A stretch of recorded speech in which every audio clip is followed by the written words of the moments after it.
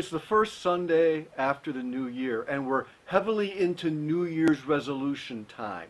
And I don't know if you're like me, but quite honestly, I've never kept a New Year's resolution in my life. Ever. I mean, I start off all gung-ho and excited, but then the excitement starts to fade, and then pretty soon I'm thinking, well, there's always next year. So I wasn't even going to try to do a New Year's resolution this year, but I wanted to do something. I was asking myself, what could we do that would be special for 2016? And so I thought of the fact that in 6 weeks it's going to be Lent. And oftentimes we think about getting rid of something for Lent. And I thought, what could we get rid of in 2016? And of course, you think of the big things like poverty, injustice, war, and so on. And you know that that's not going to happen. We can help people as best as we can, but those problems are still going to be here. So what else could it be? And then I thought of it. For 2016, let's get rid of silence. Now, I'm not talking about the silence where we're trying to find some quiet time with God. I'm not talking about that kind of silence. I'm talking about silence where there should be speaking. I'm talking about silence where people should speak up. I'm talking about silence that allows darkness to pervade.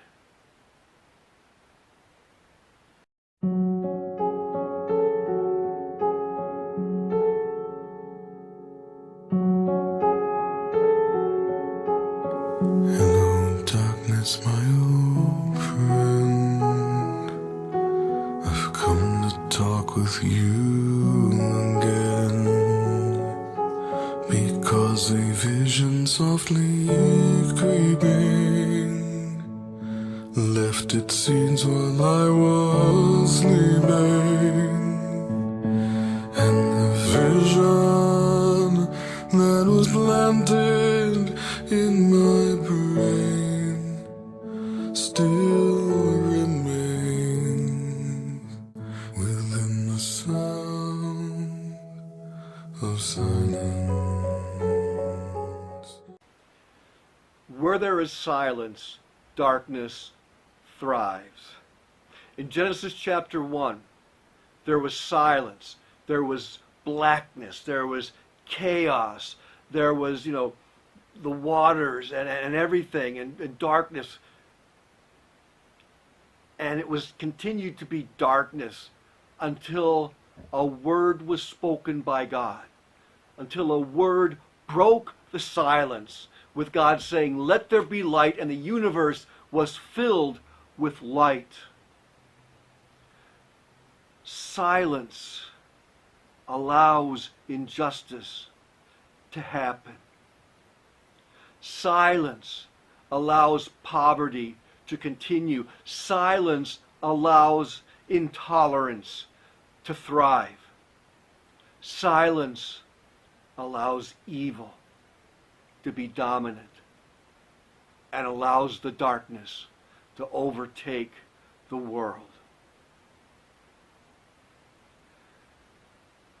There is no hope of the gospel where there is silence.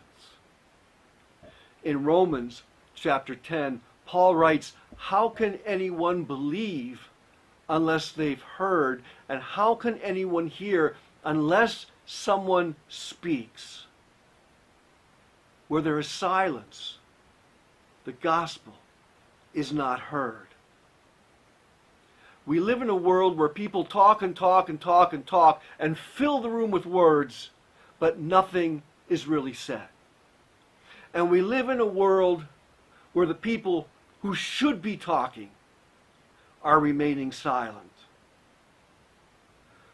We have broken relationships that could be mended so easily with communication, where instead there is silence.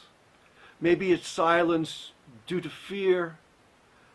Maybe it's silence due to stubbornness. I don't know. But silence destroys relationships. And on a larger level, we know what happens to those who speak out. We know what happens to people who speak the truth, like Martin Luther King Jr. We know what happens to people who speak the truth, like Jesus Christ. And people get rid of them. We kill them. We kill them.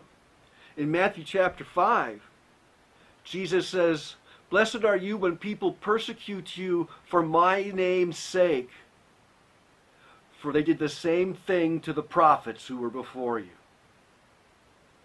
That's what we do to people who speak the truth. We persecute them. Because you don't dare break the sound of silence. And in the naked light I saw 10,000 people, maybe more. People talking without speaking. People hearing without listening. People writing songs and voices never shared. And no one dared disturb the sound of silence.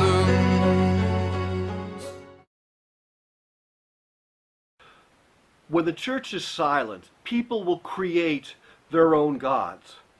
People will create their own things to center their life around, to focus their life upon, to find security and hope in.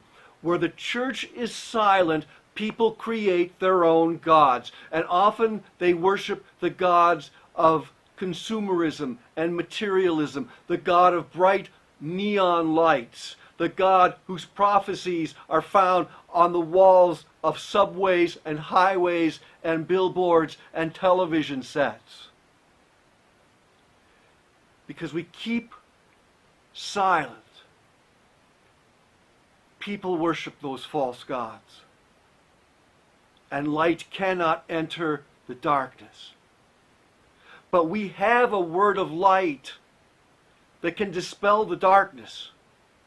We have the Christ of Christmas who was born into this world. We have the Christ of Good Friday who died for us. We have the Christ of Easter Sunday who rose from the dead and gives us the victory over death and an eternal place in God's kingdom. We have a God, a real God, a true God who's by our side to give us hope and strength in times of trial. A true God whose love knows no bounds, a true God who gives us a place with Him forever. When we keep silent, oppression reigns. Where we keep silence, injustice and intolerance grows. And when we keep silent, people create their own gods, and they worship those gods.